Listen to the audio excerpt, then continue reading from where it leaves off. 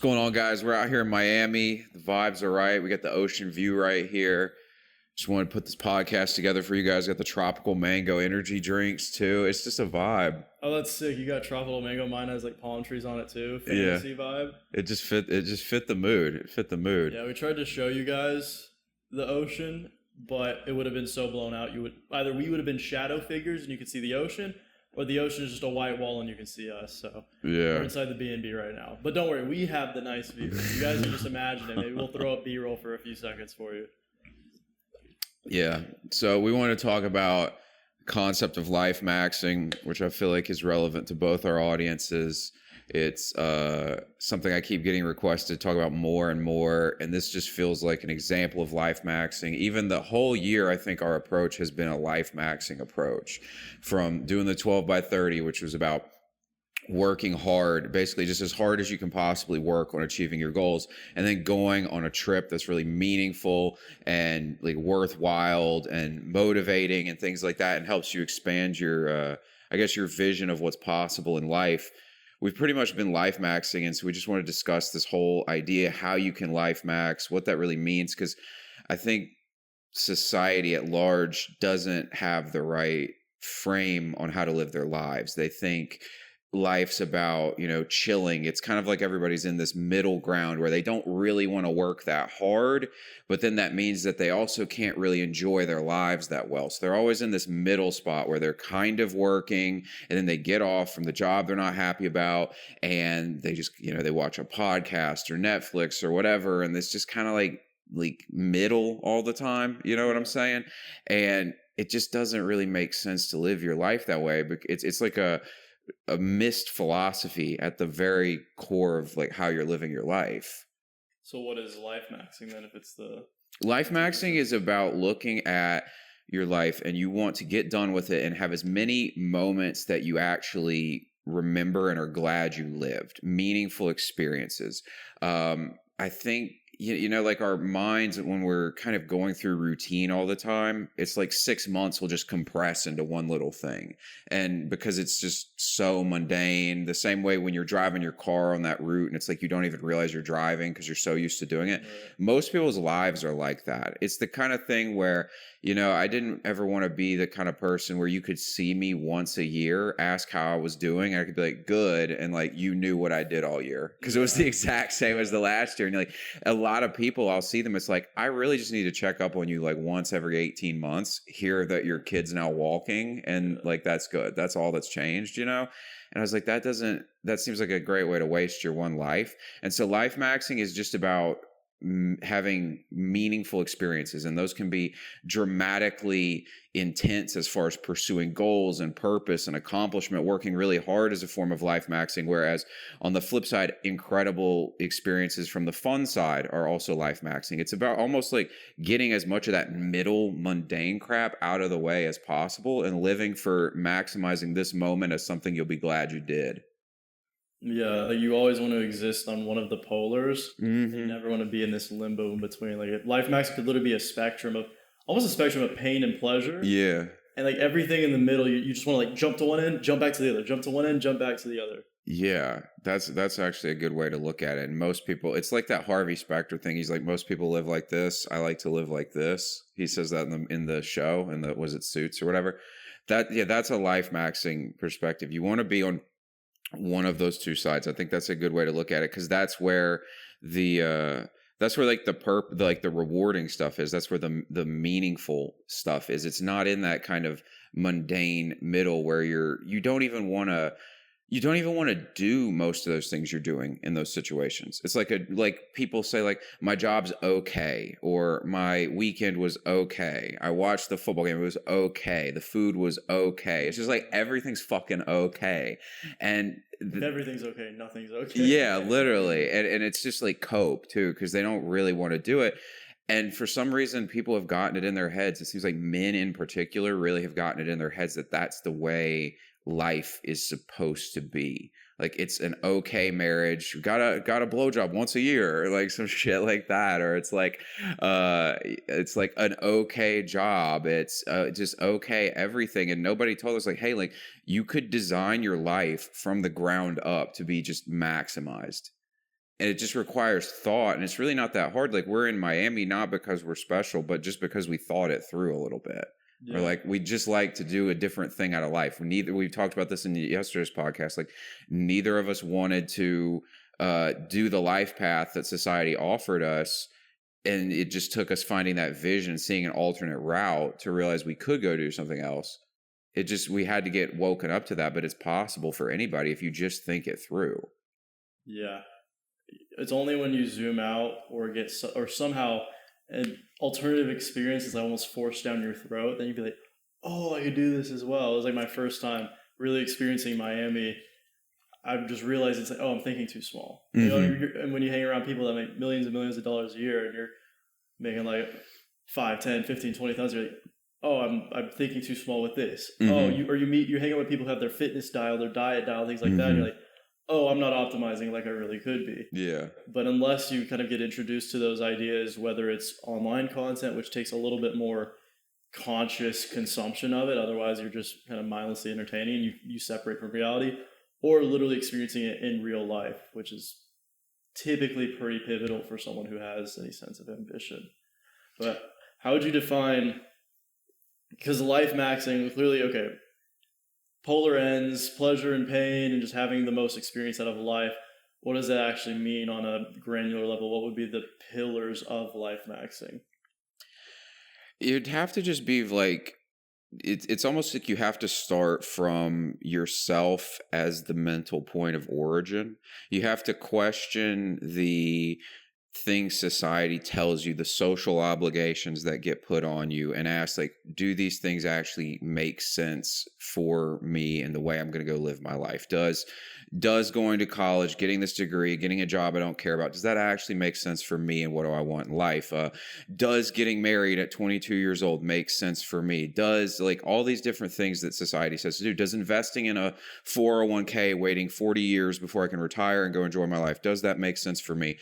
I guess it all really starts with life maxing, just asking that question honestly of, like, what do I want from life, which people don't ever really ask it, or they don't think outside the box. It's like they're given 3 or 4 pre-planned options of what they can pick for what they want their life to look like. It's like, you can go be a lawyer, doctor, go spend all this money in college. You can go get your 4-year degree. You can go be an electrician, and like, that's fine. Like, if these are what you want, but it's like thinking outside the box and saying, okay, this is what I would really like it to look like, and then reverse engineering back to how you would actually need to make that happen. And then I guess from a pillar's perspective, you want to look at it from the core areas of life that everybody cares the most about, obviously your health, wealth, relationships, happiness, things like that. And then asking yourself in each one of those areas, what would this look like if it was ideal? And then challenging also, I think that statement, people will be like, you can't have it all.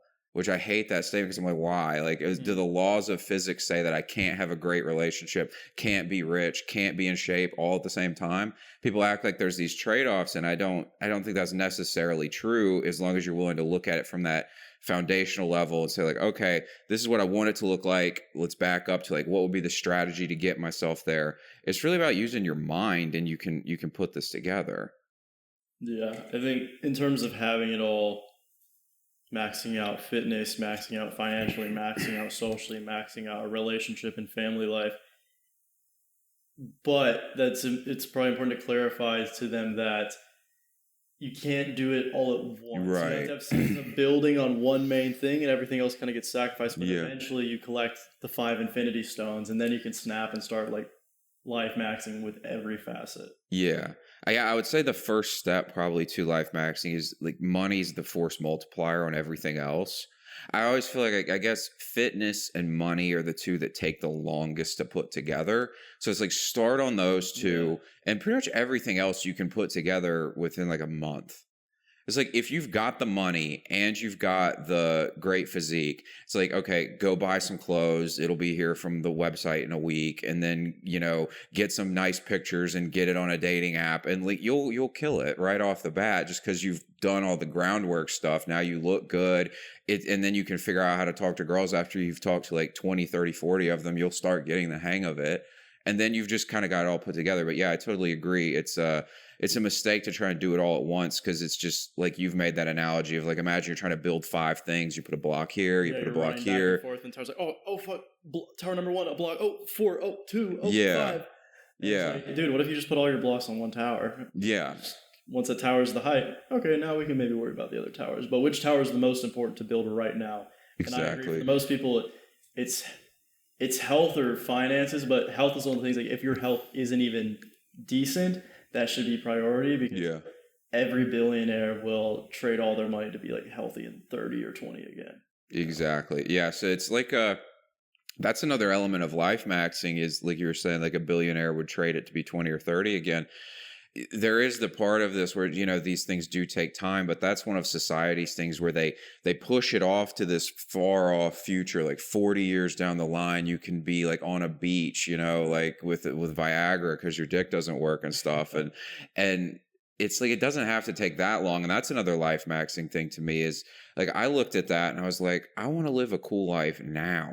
You know, the future doesn't look that exciting that I'm being presented here. And like, I'm willing to delay gratification as long as I see an actual payoff that's worth it, which to me was like, I want to live a cool life while I'm actually young, and it's like worth experiencing these things, and I don't have all these other obligations around me. That's an important element of life maxing, is just challenging those time frames, doing the right things at the right times. And you can do a lot of this stuff that you think you have to wait till later. You can do it sooner as long as you think about it correctly. You said delayed gratification, and it's interesting because people who are on a more regular middle path, and maybe they're stowing money away in the savings fund, they want to retire like maybe 55, 60, whatever, they think that they're delaying gratification by like saving some money to retire one day, and they could be the old guy on the beach and have to take pills to get hard. Yeah. The youth is gone. And your wife probably, or your partner, you probably can't even do it. Yeah. It's just a crazy picture. Like, imagine, like, finally I can walk on the beach with my wife, but we can't be intimate afterwards. Yeah. We have to take a bunch of pills to make it function. Yeah. That's nuts. But I think people will think that, oh, I'm delaying gratification. I'm like saving up money and stocking away. And I would argue that that actually is instant gratification, in a sense of they don't understand that they're still, when they're not at work, what are they doing? You know, they're watching the game, they're Uber eating, they're scrolling, they're doing whatever. Whereas when we say delayed gratification, we literally mean eating piles of shit for long periods, at like 6 months to maybe 2+ years to get mastery or a certain level of outcome on a certain thing. Yeah. That's like actual delayed gratification. But that delayed gratification leads to results within a matter of years, not a matter of decades. Yeah, that's a good point. It's like when I would get money early in my 20s or even my mid 20s, it was so frustrating to me because I'd feel like I needed to, like I had to do something smart with it every time, because I'd get a little bit of money and I'm like, okay, what can I do with this? And I'd look around at everybody else and it's like, well, how does this person have this nice apartment? How does this person have this nice car? How are they doing all this shit? And like every time I get money, I feel like I just have to like get myself back to even or reinvest it in something that might pay off later. And it was almost just, it was so frustrating to feel like I could never actually enjoy it. And I had to make the delayed gratification move. And that is where most people actually aren't delaying gratification. I guess they're on that 2-week paycheck mindset. So like, oh, it'll just keep coming in. So like, I'm just going to enjoy this. And like, they kind of live paycheck to paycheck, and this, like, none of the money they're spending is giving them a great return on it and things like that. Yeah, I would agree. The average person is not really delaying gratification as much as they think. They're just comfortable. And because they're comfortable, they don't feel the impulse to go out and work extremely hard and really delay gratification. And they can cope by saying I'm delaying gratification because they save a little bit here, save a little bit there. But in reality, that's one, it's not actually going to get them what they want in the end, because the average person between the ages of 55 and 64 has $8,000 in savings and checking accounts. Brutal. So it doesn't even get you there. Yeah. So you just live paycheck to paycheck. You're house poor. You maybe have your paid off middle class house. So you're going to sell that and live off of it for the next 20 years off the equity in it. That's the plan. Sell the house and move to an apartment. Yeah, that's the vision. Like, no, you want a better house. Yeah, so it just doesn't really make sense. And yeah, I'd say the average person is not really delaying gratification, because it really is every dollar. It's so frustrating, but every dollar, every minute, you have to be aware. It's like, I could be using this to get myself closer to this future where I have everything I really want. Yeah. Well, if we want to like jump from pillar to pillar, I feel like it's unarguable that the first thing you need to start maxing is like health and fitness. Yeah. Because like, yeah, you could debate that money is also there. Like, go all in on money at first. I've seen people that do that. They may get puffy around the edges, but they make a bag and they can go back and make up for the rejection of fitness initially. But if you max out health and fitness first, you just cognitively are better set for every other aspect. You know, if you're not brain fogged and puffy and tired all day, you can make more money. You get better social interactions. Obviously, people will be more attracted to you dating or just socially in general. Yeah, I agree. I think fitness is the first one also because it's the quicker feedback loop. Whereas like you could be doing the right stuff financially for 6-12 months and it just doesn't feel like anything's happening. Yeah. Whereas you go work out and, you know, if you just do the right stuff within a month, you'll notice a decent difference and you'll be like, oh, this is working. So it kind of gives you this quick feedback loop, which allows you to develop the character traits that will be valuable when you go into money making. So you develop things like discipline. You just realize, like, if I just show up consistently, I'm going to get a result. Those kinds of things that seem obvious to us, but to a lot of people, they just have never really experienced the payoff of consistency and hard work and things like that. And so, yeah, I would definitely say fitness is the first one. It's really, I mean, nothing can really have such a quick impact on your results in life like a body transformation.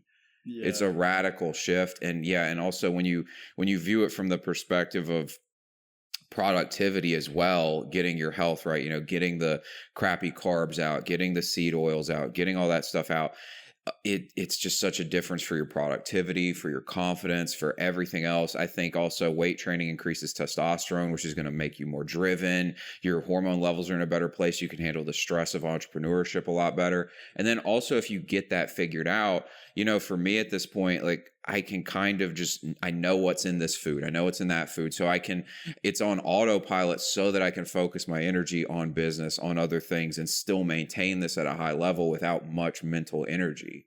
Yeah. It's one of the quickest, like they say 10,000 hours for master, but fitness, it's more like 1, 2, 3,000 hours. You get the gist. Yeah. Especially in terms of life max. Because when people think of fitness, they may think of it in the context of being the best runner, being the best powerlifter, being the best bodybuilder, or just vanity metrics, as much muscle as you can. So because you think girls care that you added an inch on your arm, you walk around with your shirt off on the beach or anything like that. Whereas in the context of life maxing and having the best life experience, you kind of have to check off all those boxes to varying degrees. Like you need a decent level of cardiovascular health, you need a decent level of functionality and flexibility, you need decent amount of muscle so you actually look attractive. Like there's definitely a point of diminishing returns where in terms of female attention, you hit a certain level and anything beyond that is just for men. Yeah. Like the female zone and then the men's zone, and anything beyond, like once you get into bodybuilders, like the guy's like, yo, dude, no, your delts are so shredded. Yeah. Your glutes, oh my God. Like stuff like that. Yeah. And then the cognitive side of things with the diet, you know, there's people that eat for specific results. And if I'm about to run a 10K, it makes sense to cram carbs. But if I'm just trying to, if like maybe a couple times a week I hop on the treadmill, I lift some weights, I stretch, you've taken up boxing, eventually I'd like to take up some kind of combat sport just to have that. And it's a different type of training, different type of functionality. And I'm sure you get a lot of mental benefits that already been that as well. So what are the key principles of these realms for the context of life maxing for someone that they're not striving to be a bodybuilder or like an elite power lifter or run 10Ks all the time? They like, oh, okay, I'm sold on this life maxing idea. Principle 1 is fitness. What do I do? I would say, going back to the first principle of you have to ask what you want out of life, we'll just make the assumption that most people who are watching this want fairly similar things. They want to be attractive to women. They want to feel good about themselves. They want to feel confident. They want to feel energetic. We'll go with those things as assumptions. And if that's the case, then it starts with, you know, you want to train for aesthetics in the gym, I would say is a big one. You want to I would say low carb diet. I'm not a big fan of, at this point, after experimenting with it, the really, really low carb like keto, but definitely, under 100 grams of carbs, making those certain carb sources that are going to digest differently, like sweet potatoes, beans are pretty good for me, things like that, fruit, kinds of carb sources that aren't going to make you bloated and like crash in the middle of the day, things like that. The difference between 100 grams of carbs from some berries versus 100 grams of carbs from pasta or a regular potato is like night and day. And people say, and we know this, and I used to believe it to an extent, oh, just calories in, calories out. It's like, no. The food that you ingest reacts very differently to your body depending on what it is. Yeah, absolutely. So I would say the pillars would be aesthetic training, which would be, obviously you want the V tapered shape, some hypertrophy kind of weight training, things like that, where you're in the gym 4 to 5 days a week, really training different muscle groups.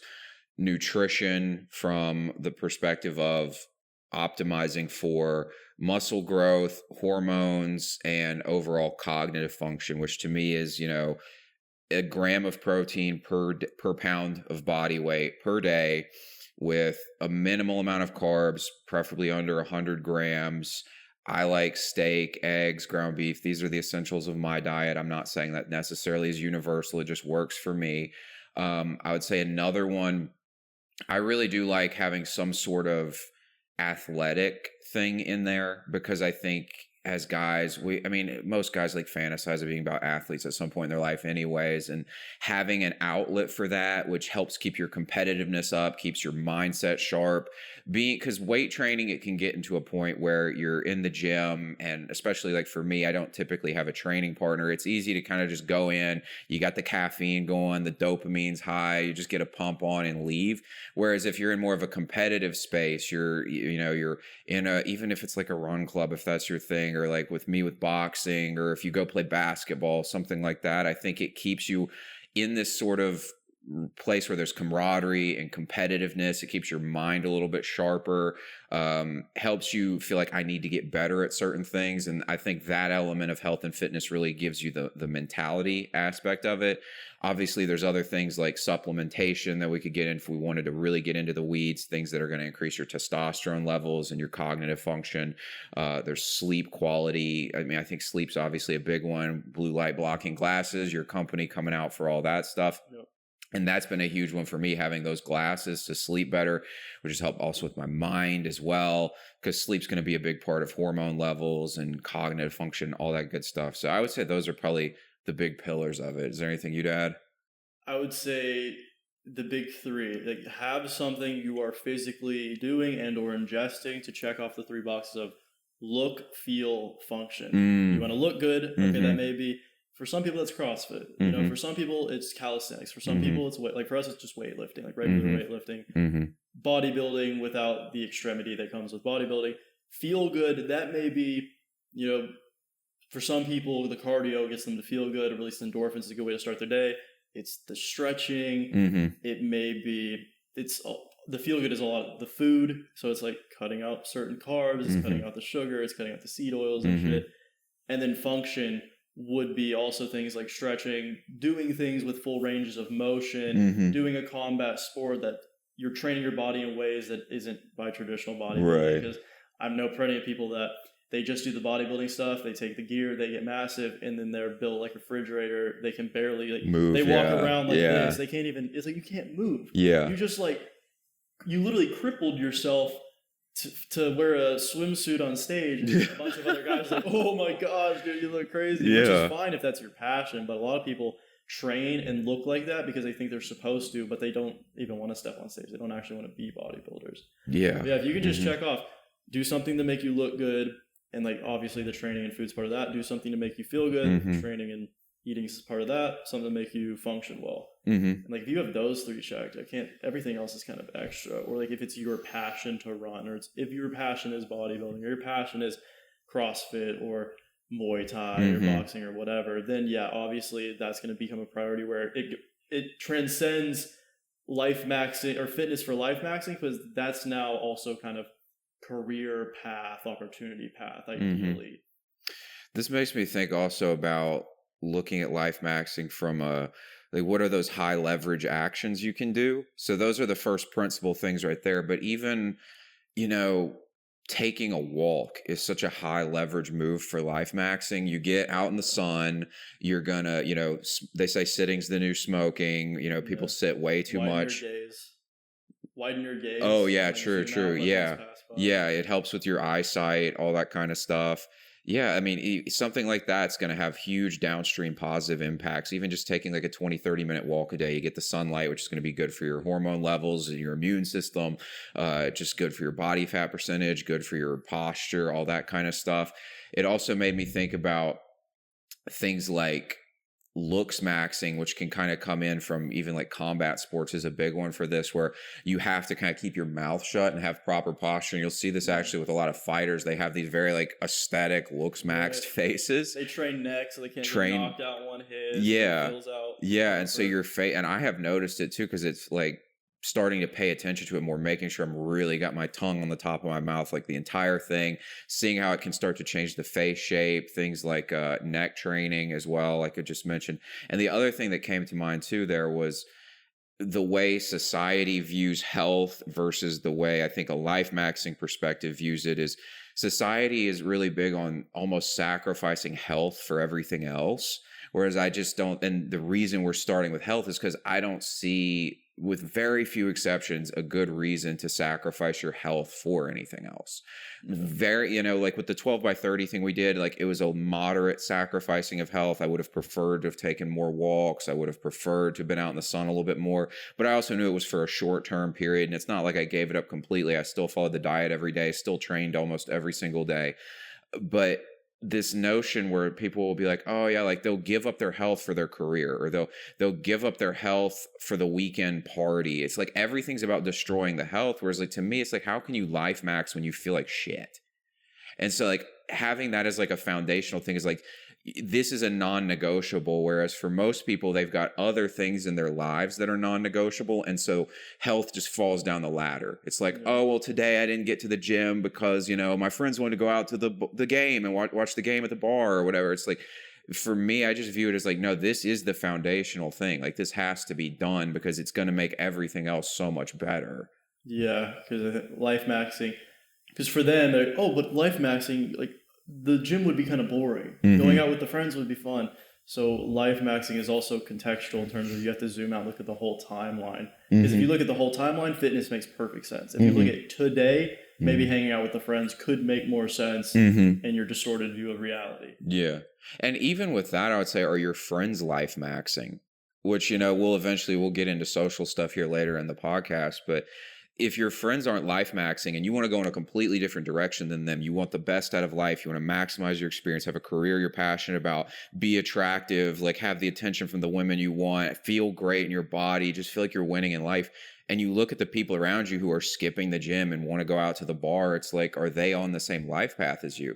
So are they even quality friendships? Most of them are probably just people you picked up along the way. You all kind of have the same kind of like normie beliefs about life. And if you want to go on a different path, then it's like, if you're not willing to give that kind of stuff up to maximize your life, then you don't deserve to life max. It's just, it's a trade-off. There's no way around it. Yeah, it's a life max. You have to cut off everyone that's like mediocrity maxing. Most people are mediocrity maxing. That's a good way at it. They're literally looking at like, how can I just be normal? Yeah, how can I be average as fuck? Literally, like they would never admit it, but that's what they aim at in everything they do. Because the subconscious wants to regulate them at that baseline. They're comfortable in it for sure.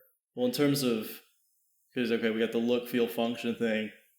And then in terms of, if we want to briefly gloss over supplements, I would think, because it gets autistic quickly, and I'm autistic with it. Yeah. I drink blue dye. Yeah. Stuff like that. But vitamin D, especially if you're not in a more close to the equator, sunny, like we're in Miami, I could get away with not taking vitamin D if I'm walking a couple times a day. But it's like vitamin D, zinc, and magnesium, at least for me, are like the non-negotiables. I have to get those in for like general health, keep your hormones balanced purposes. Everything else is kind of extra. Then we can get into like the testosterone boosters and things like that. But I think those three Because if you're deficient in one of those, you're cooked. Like your hormones are going to get fucked up, your sleep's going to get fucked up, your diet's going to get fucked up, everything's cooked. Big one for me, I'd say, is electrolytes in general. So like I take those element packets every single day because I get I must just the way something with my body or something. I'll get migraines if I don't get enough sodium, and it's like, I mean, it's immediate, almost like I'll go box and I'm sweating really bad and I can start seeing this thing in my vision. I'm like, I'm about to get a migraine, and so I have to drink a ton of electrolytes.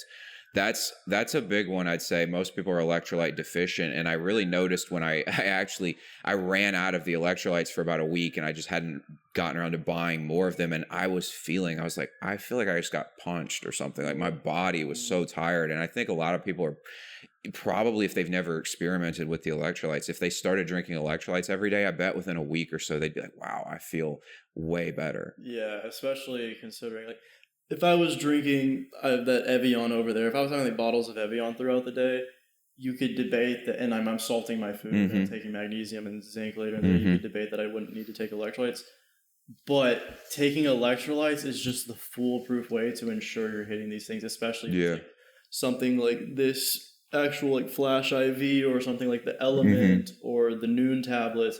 That is a true, like your drink should taste a little salty. It shouldn't taste like yummy fruit punch. Yeah. Look, and it's like, oh, sugar, 1% the daily value of sodium. Things like that. No. Yeah. But yeah, it's one of those things where you should just take it to like check off the boxes. But also, majority of people, like watching this, they think that water is just water. Yeah. So they think they can just drink the tap water, or I know a lot of people, they'll get the distilled water from the store, like the jug of distilled water. It's like, dude, that's bad just for water you. with no electrolytes. So you're peeing out any remaining electrolytes. You're flushing it out. Yeah. Like water without minerals is not good for you. Yeah. Like the point of water is to transport those minerals into your body. Yeah. A lot of people, they hear they'll drink a gallon of water a day and they end up just pissing out all their electrolytes. It's counterproductive. Like you got to drink the electrolyte water. People are probably so annoyed by that. It's like always the next thing, but it really is that. That's one of those. That's a big one for me. And, I knew being that it was January in North Carolina, it was cold when we were doing the 12x30, so I wasn't outside. I got the vitamin D. I got the Tonga Ali because I wanted to keep the testosterone up. Big stack. Yeah, big stack. and say what you will, I didn't even sleep that great the entire time because, it's just like the 12x30 runs till 11, and then you go to bed at midnight, get up around like 6:30, something like that. And I felt great. And, it might be anecdotal, but I definitely feel like the supplementation works. It is an important part of it, that it's just finding those 80-20 ones, I guess, like you're saying with the vitamin D, electrolytes, things like that, they definitely pay off. Yeah. And then supplementation, if you're not deficient in certain things, you'll sleep better. Therefore, 6.5 hours of sleep, but you've got 90 minutes of deep sleep and almost 3 hours of REM. That's way better than, I slept for 9 hours, but I got 30 minutes of deep sleep and an hour and a half of REM. Yeah.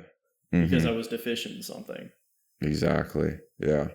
Yeah, I would say that takes it off for health. For health. Is money the next one? Like, yeah, I would say it's got to be, because all the other ones are really pretty easily there. It's like with the social one, at least that one kind of happens as you go through this chapter. You find the other people on the path. The lonely chapter. You go through your lonely chapter where it's just gym and success, gym and business, gym and everybody's like, a lot of people probably relate to that, is going through that period where it's like, I feel like all I do is work and work out and stuff like that. And if you're in that path, it's like, that might suck, but just trust me, stick to the process. Eventually you'll find other people on the path, and then you'll just be like, I got it all. I have the life I want plus the friends I want, rather than turning around and going back to where you were because you're lonely for a bit.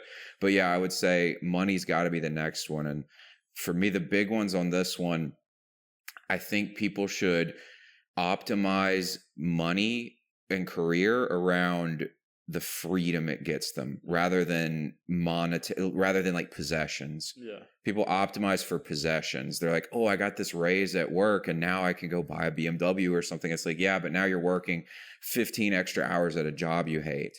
And even with the tax rates, you just moved into a higher tax bracket as well. So you're not even taking home that much more for the extra hours. And then you spent on this car, so you're not even really getting much more out of it. You're just trying to impress like normies and stuff like that. It's for normal people, it'd be a hot take, but $10K a month from a laptop is infinitely better than 30K a month from 50, 60 hours in a cubicle. Yeah, seriously, because you can't even experience the life that the money got you. And then when you think about taxes on 30K per month, so you're taking home 15. Right. And then you're also trying to, because you're in this position, you're like, well, I want a great lifestyle because I'm working so hard. So now your expenses are higher. So you're not even saving that much. You're still on that same treadmill where you're just going to invest for retirement in 40 years. You haven't actually escaped it because you're thinking about possessions rather than freedom. Whereas if you view career as like, I want to set myself up so I can optimize as much of my life for freedom. So it's, keep your expenses low at the beginning so you can get up a nest egg, invest in different things that are going to increase your income capacity. It's trying to, I would say a big one is finding leverage so that you have like a position where you can increase your income in a certain way. So like leverage for an employee would be if you have a certain thing at that job that you're the only one who can do, well, you're indispensable to the company. Leverage in a business sense would just be, there's different kinds. There's employees, or you can have, media going out, things that are making money for you while you're not doing it, passive income kind of things. You build a course one time and people can just keep buying it. Having an automated system with, AI or just tech stuff where, you've got an e-com company that's largely hands-free. Leverage is a huge element of, I would say, life maxing for money. You have to get to the point where you can detach time spent from income. Yeah. Instead of what most people do is they have this little bitty, what do you call it? They have a little bitty fulcrum and a little bitty board, pole, whatever, for their lever, and they're just like cranking it over and over and over all day, every day to use that little bit of leverage to get the money or the status or the power, the influence, whatever. It's like, dude, if you just spent more time building a better lever, you just got to pull it once a day or once a week or once a month. It's like you mentioned the course, like with me, I thugged it out for 2 to 3 months building my first like fully flagship program, the Mental Mastery. But then after that, I kind of just had to go back to making the content. I didn't really have to touch it. It was good off rip because I put all the time into it and maxed it out in that sense. And then after that, it was just this lever. Like I make content, I promote it, it gets sales, and all of a sudden I didn't have to do my freelancing job anymore. I was really self-sufficient with my own business. It's like you said yesterday, you had like a $2,000 day or whatever. It's like, we're out eating pizza and you're making $2,000. We're out laying on a beach and you're making $2,000. And for most people, that's hard to imagine. It's because the system tells you trade time for money. Right. But you want to get out of that cycle as quickly as possible if you want to life max, because it's like every time you go do anything fun with your life, in the back of your head, it's like, yeah, but this is costing me money. Whereas if it's like, if I could go have fun, I'm like, this isn't going to affect my income at all. Now you can actually go enjoy your life a bit. Yeah, it's almost like by definition to life max in the financial realm is to max your leverage. Yeah. Whether that is you front load a lot of work that then ends up with very low time to maintain, pays the dividends over a long period of time. It's kind of like grinding out the first 1 to 2 years of fitness and then getting a sick physique you can just maintain with 45 minutes in the gym every day or every other day. Or you spend that time learning high value skills and more than one. Because if you're the best at one skill and that one specific thing you do in the business or whatever, AI is going to replace you, or they're going to create a training program that someone else could learn in a month and you are easily replaceable. But if you have like 2, 3, 4, 5 skills and you're still decently like a specialized generalist in it, you have maximum amounts of leverage in terms of you're still selling your time for money, but you're selling your time for a lot of money. So like an hour of your time could be worth thousands of dollars compared to $20. Yeah. Those are kind of the only two paths that I can see in terms of building that giant lever to just pull and crank out cash, which is just freedom tickets or fun coupons. Yeah. It's like the ability to make money is more valuable than having money. And that's what you're talking about with skill acquisition there is, people kind of go to college, get the job, and then they stop learning. Whereas it's just like, if you just keep the learning up, you'll get to where the leverage just increases so dramatically. And it's like, I think Tony Robbins was saying, it's like an accountant gets paid like $50,000 a year. But if you have accounting skills, plus you understand financials, plus you understand the actual business you're in, it's like now you're a CFO. And a CFO gets paid like hundreds of thousands of dollars, millions if you're in some big Fortune 500 company. It's just because they have different knowledge sets. They combined a cluster. It's almost like, I think a good approach for anybody out there is like, look at whatever you're in right now. If it's like, I want to stay in the industry I'm in, what are the cluster of skills right there? Because they kind of cluster together. Like, so for content creation, a skill cluster is communication skills, it's marketing skills, it's persuasion skills, it's, copywriting. There's like this cluster. If you get all those things put together, they'll really hit. If you're like running an ad agency, it would be, knowing, SEO, knowing Facebook ads, knowing how to do video, knowing copywriting again. If you're in in real estate, it's having, knowing how to build good relationships, knowing about contracts, knowing about, finance from like a lending perspective, understanding the asset of real estate, things like that. And then also knowing how to market. But if you like kind of look at your thing and be like, what's the cluster around this? If I got all these things put together, it would just make me so much more valuable than everybody else. And one thing that came to mind when you mentioned that about how it's the same as fitness, in that you got to put in that work at the beginning and then it works out for you later. All of the stuff in like life is set up in this way where it's extremely difficult at first to get the momentum going, but then it'll all just run on its own. Yeah, 0 to 1. Yeah, zero, and it's literally in everything. Like everything is set up. It's the Matthew principle: to those who have more will be given, and those who have none, everything will be taken. It is really like that. I mean, if you have one girl who's interested in you, everybody knows like how women will be more interested in a guy who's got a girlfriend. Yeah.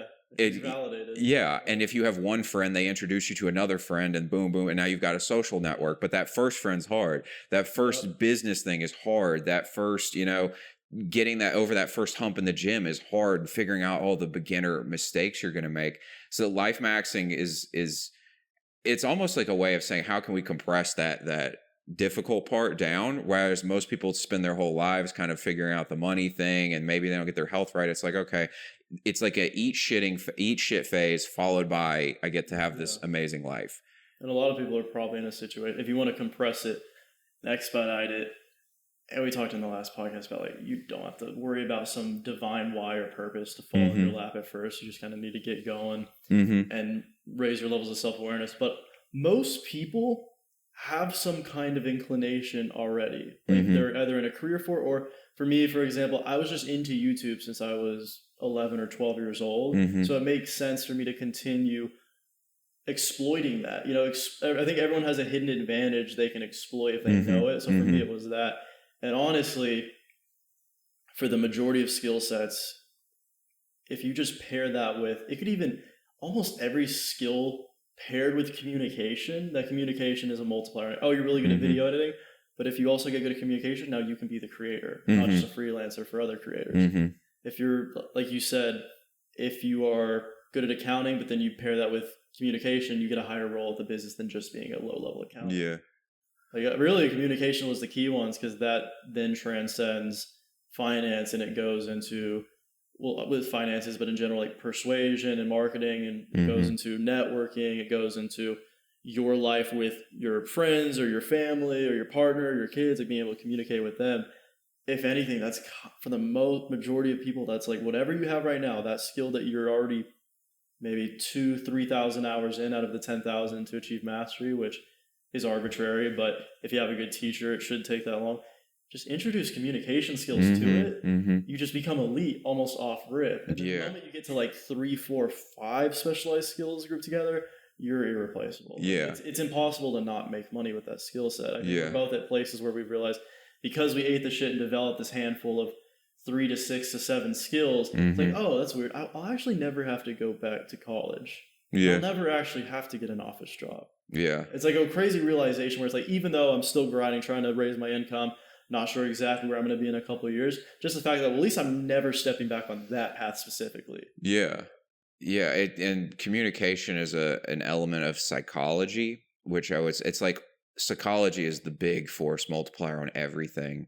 Even like, economics is a study of human psychology from a macro and a micro perspective. That note I took from I forget which podcast, but someone said that everyone to some degree is a psychologist. And I said that, just clicked, I was like, that is so true. Unless you just really are on NPC level, low level self-awareness, and you're just suffering, or your life's kind of good by the grace of God and the grace of the world, if you're struggling with yourself mentally, if you're struggling to understand your partner, if you're struggling to market for your business, if you're struggling to communicate with people, all of that, you go back to psychology and how the human mind works every single time. If you've been passed up for a promotion 3 times and you don't feel like you should have, it's probably because you don't understand psychology. Yeah. Your boss probably doesn't respect you because you don't understand human relationships. Yeah, you don't know how to make your boss respect you. Yeah. You don't know what cognitive biases he's operating through and how to exploit those to make him look upon you favorably. Yeah, exactly. I would say, so like the core pillars, I guess, if we want to go back the same way we did with health, core pillars of financial life maxing would be having leverage, optimizing for freedom rather than material possessions. I would say another one would have to be high income skills and clustering them, not just one. You want to cluster a group. What other ones do you feel like go into life maxing? Do you feel like there's anything else? Probably first principles of money. So understanding product and understanding marketing. I would say those are essential. Yeah, you have to understand supply and demand. Yeah. And getting eyeballs on the thing that you are monetizing, whether that's your skill, like, oh, you're a video editor, you have to know how to get the million subscriber YouTubers to look at you. Mm-hmm. I was just helping my friend make a program that teaches that if you're an agency that does marketing, you have to market yourself to other business owners to let them know that you're an agency that does marketing. Yeah. There's no way around it unless you're in some weird niche thing and you had a connection right off bat and you're a supplier for a singular government related entity or something. But for 99% of people that want to do some form of entrepreneurship, whether that's starting a business, whether that's freelancing, or even intrapreneurship, you need to let the people within your business and the stockholders, the CEO, the founders, all those things, you have to make them aware of your skill sets. So you have to learn that. I think another one that just came to mind too was probably work ethic, even though it doesn't fit directly as a financial thing, that's a whole life thing, but just a simple way to max out when it comes to money and career is simply to just outwork everybody for a bit. Because all you got to do is really do it for a little while and your reputation at that point will carry. It's like I had this experience the last time I had a day job. I outworked everybody for a bit, got multiple promotions, became the supervisor. And again, it wasn't like a difficult situation. It was, in retail, but still like the principle holds for anything. After I did that, it's not like I took my foot off the gas, but like I knew I was going to be leaving this job in 6 months. So it's not like I was just like, I got to really do great. But I had this, like, in everybody's mind, I was like the guy who had it all figured out, who was working hard. And so like I could get away with shit that most people couldn't get away with simply because I'd built this reputation as the one working harder. So I could be sitting on my phone and nobody thought anything about it. Whereas this other person could be on there like, God, this guy's never fucking working. Yeah. It's like if you can just, and you're young in your 20s, especially most people watching this are in their 20s, it's like just work your ass off for a bit. Most people are going to spend 40 years of their lives half-assing the work, and so they never can escape, whereas you can just work hard for a bit and then you get the rest of your life. And you're still going to be young, when it was hard for me to grasp this in my early 20s, thinking, fuck, 30's old. And now I'm 27 and I feel great. And I'm like, at 30, I'm probably going to feel great too. That was a pivotal shift for me. Especially because I was surrounded by like successful people in their 20s. But realizing when I started, I guess it is kind of red pilly, even though that whole niche I look upon it with a little bit of disdain now.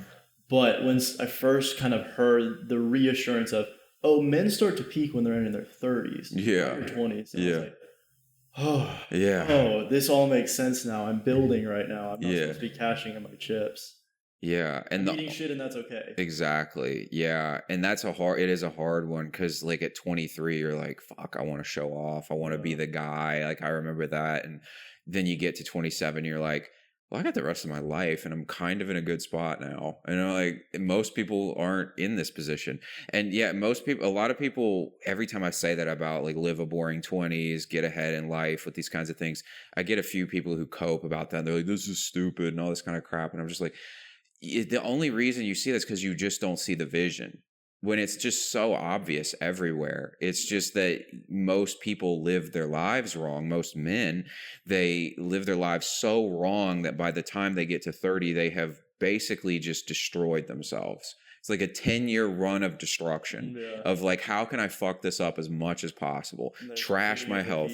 Yeah, they've just destroyed it. Paths. It's you sacrifice the 20s to build, and then you get to kind of reap the rewards entering your 30s and 40s, unless you like struck gold at 23, which is like 0.01% chance. Yeah. Or you are genuinely, if you zoom in and look at it on that granular level on a day-by-day basis, have a blast in your 20s. Like you're going to Thailand with the boys, you're going here with the boys. And like I think you could travel in both paths once you get some money. I mean, we're doing it right now. But especially the going to the games, watching all the sports, going out and drinking 3 to 4 nights a week, you're getting drunk and chasing tail at clubs or bars or anything like that.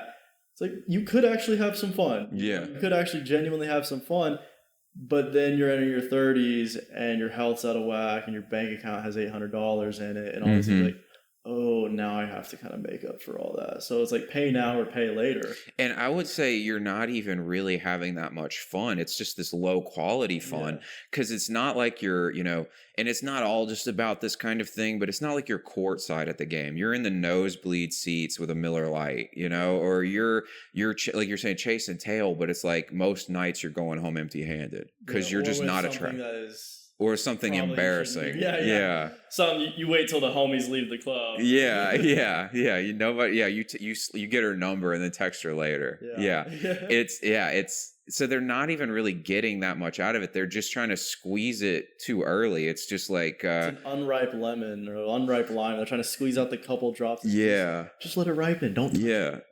That's a good one because they say this with like harvests will always be an analogy for things. It's like you got to wait for seasons and the right time. It's like you can't just pull up you like the apple tree's growing, you can't just pick apples off it where it's like a little twig coming out of the ground. You got to let the thing grow, and most guys are just trying to like pull the apple off way too early, and so it's just a sour apple. It doesn't taste good. It's just not. And then you pretend like it's good because you're like, well, I don't know if there's going to be a better apple coming. And that fear, I think a fear is a big reason a lot of people don't life max. It's like one reason is they don't know it's even something to think about. And then the other one is like they're afraid of delaying gratification because they haven't gotten enough feedback that if they do it, it works out. And that's a hard one to get over. I've luckily, I don't know if I guess I just really trusted the people on the internet who told me to do it. But I mean, there's like this existential fear in my head. It's like, this could be 10 more years. And it's just like, you don't know when it's going to stop, but then it clicks in your head and you understand how it all works. And you start to like, there becomes a logic to, making money in different areas, like dating, it becomes more logical in your head. And you're like, oh, I know how to do this now. So the idea that it's going to take me 10 years to actually get to a good spot in life is not true. Like, I know what to do. Just do it. You develop patience once you understand the fundamentals, but it's really hard to get yourself to that place. The progress fuels the process. Once you get into progress. Until that point, it seems hard. So I'm even thinking like, dang, what if right now though I only had 2,000 subscribers and it's been all this time? That would be pretty fucked. Like, I would be a little distraught and like really questioning things. But no, I got results from my inputs, and it wasn't the results. It wasn't the desired outcome by any means, but I got something. And that progress fueled the process. Yeah, you're staring into an abyss until you get that progress. You're just like, is anything out there? A little chunk of gold just gets thrown out of the abyss, and you're like, huh. So you keep staring. Eating the shit. Chewing the glass. Well, I would say that covers finances as well. Those are the two big ones. And then I would say, what do you think are like the other elements when you think about life maxing? We're social creatures. One of those things that you can max out. I mean, there's people, all I do is work and go to the gym. And there's certain seasons where it's like, you should, as you should. Keep it going. But for a lot, and that's assuming that they're not, all I do is work in the gym and play games for a couple hours and jerk off a few times a day. That's a little different. But if you're genuinely doing that, you got to thug it out. But eventually, you have to socialize. Like, one, because it's a muscle, and if you don't train it, you'll lose it. But two, it's an inherent requirement for the human psyche. Like, a lot of people like to pretend like, oh, I hate all women, I don't need these women, or oh, everyone sucks, everyone sucks except me, I'm cool just by myself. You need times by yourself. You need to meditate and be in the room quiet alone with your thoughts, go on the walks by yourself without the AirPods in to have original thoughts and observe them and all that. But if you're not socializing your psyche's gonna go fuck. You're gonna go insane because like you almost exit reality. Yeah, you're just stuck in your own mind. Yeah, we outsource our thinking to the group, and we need to do it because otherwise we're just trapped in our own brains all the time. Yeah, you need the social element. So I would say it does become a thing that you need to do. And so almost as this is where it becomes again important to paradoxically sacrifice it for a bit so that you can focus so much on the two big ones there, the fitness and the money, so that you can shorten the amount of time it takes to make progress on them. So then you can get back to a social life. It's the unright, like your current friend group. And I had some of the friends like this in high school, which I still love them to death and all, but I could have kept my unripe lime and just squeezed it for the couple little drops of staying with that current group of friends and being on Discord for 8 hours a day and playing the video games and whatnot. But that's all I'm ever going to have is those couple drops. Or I set the lime, I keep it on the branch, I don't touch it, and I just eat the shit, stare in the abyss, chew the glass, and eventually that fruit ripens, and all of a sudden I'm squeezing. It's like the most juiciest fruit imaginable. Pure citrus wonderfulness that is the lonely chapter. That's very common, but it's so true that you can stick or twist, like stick with your current friends or twist, thug it out, go through the lonely phase. And all of a sudden, you have access to such higher quality friends. I mean, what, like you got to a decent level with your channel, and then took the risk of going to Houston, and then I also went to Houston and built my channel. And then we ended up being friends. Our boy Caleb, that's going to come out here. I built my personal brand to a certain level where like he looked upon me with approval because he was a very successful kid at a young age. And then all of my relationships now, I only have these relationships because they can tell, even though I'm not where I want to be, like, oh, this is like a moral guy, this is a hardworking guy, this is a trustworthy guy, he wants to help me. Okay, yeah, he's part of the circle now. That brings up also like a lot of guys out there, they'll be like, well, why can't I just have the social life now? Why do I have to do it like this? And the thing is, you can go have a social life. It's just not going to be the one you want. And then a lot of people watching this would probably want to be friends with people like us. But you have to understand the same way that like a hot chick would look at a guy who's not in shape and broke and be like, why would I want this guy? Right. I'm genuinely looking at you as a friend. I'm like, why would I want you in my life? Right. So it's like, if you haven't done the prerequisites to, it's not even like I think I'm better than you. It's just I genuinely look, it's like you have not done the prerequisites to operate at this level and be friends with people like this. And so like, I mean, we deal with people like this who want to like interact with us and things like that, or they want to be buddy and all this kind of stuff. It's just like, they'll say things, they'll do things, they're mentally in a certain place where they just haven't gotten to that level where they can even, like, we can interact with them in a way that really connects. And so the reason the social thing has to be delayed is because you have to put in, all right, so the camera died, so I had to go change the battery, but I was in the middle of a thought that I thought was really important, was that notion of you have to kind of earn the friends you want to have, and you do it through getting your money right, getting your body right. Because imagine, like, we want to, again, if we want to go to Miami and you want to be friends, it's like, well, I have no money. It's like, well, then you can't come. Sorry. Like, we're not paying for you. That's stupid. And it also brought up a third element of this that's like sort of life maxing, but it's more of like a just general personal development, which is character development, which is another element of your social life. If you want to have a great social life, like, I don't want dishonest people around me. Dishonest people hang out with dishonest people. Nobody wants them around them at a high level. Like, if you have to ask your girlfriend if you can go on a trip, I don't want you around me. You're not even in control of your own life. Yeah, we're gonna be walking around downtown Brickell, and you're gonna be like, hang on, guys. Hey, baby. Oh, no. And they start arguing. Or, no, like, we're just doing this. And then everyone else like, it's embarrassing. Get this joker out of here. Yeah, get this clown out of here. It's a joke. So if you don't have, so the social life is earned, and that's what I think guys don't understand. You earn it through getting through that lonely chapter. It's like a hazing in a fraternity. It's a rite of passage. And when you've put in that work, you've gone through those experiences, because we have similar stories of a come up. It's like you were in a shitty apartment in Houston with roaches in it. I was in a garage with roaches in it. It's like we're just dapping up the bugs. Yeah, and it comes with and then we all have those similar experiences of having to work through shit and the anxiety of, is it going to work? How are we going to pay for this? Like you build that commonality with the people that you actually want to be friends with through those common experiences. And those common experiences are working extremely hard, being isolated, going through that period. It makes you proud of who you are so that you know you deserve those kinds of friendships. It's like I heard in David Goggins' book, he talks about Marcus Luttrell, who was the guy from Lone Survivor. He's the one who survived Mark Wahlberg's character. He had a brother, I can't remember his name, but they were like inseparable. Like I think they were twins, or maybe one was a little bit older, but one of them went through Navy SEAL Hell Week, got the trident, the other one hadn't gone, and they talked about how that was the first time in their life where they felt a disconnect between each other, because one of them had gone through this experience and the other one hadn't. And then the younger brother goes through the same thing, gets his trident, and they felt like they were the same again. Yeah. And that's essential. It's like you have those bonding experiences. And so when it comes to socializing for life maxing, the price of getting the social life that you truly want, one that you'll make great memories with people, that you'll learn things that are interesting, that are individuals rather than just clones of everybody, is that process of doing the work on yourself, being isolated, putting in the work.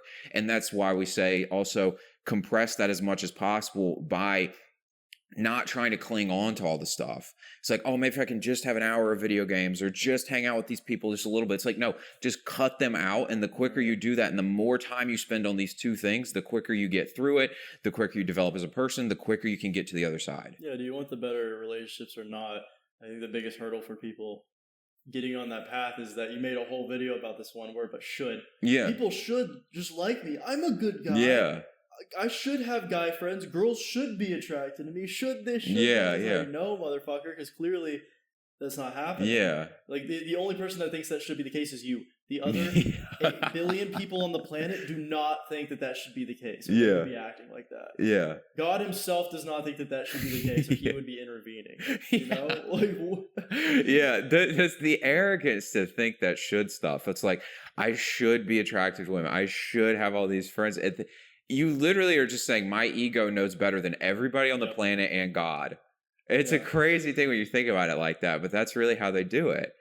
So what does a life maxed social life look like? Because I do think that's worth diving into. I think normal people kind of view social lives as like, I know I used to do this. I'd text a friend, be like, hey, you want to chill?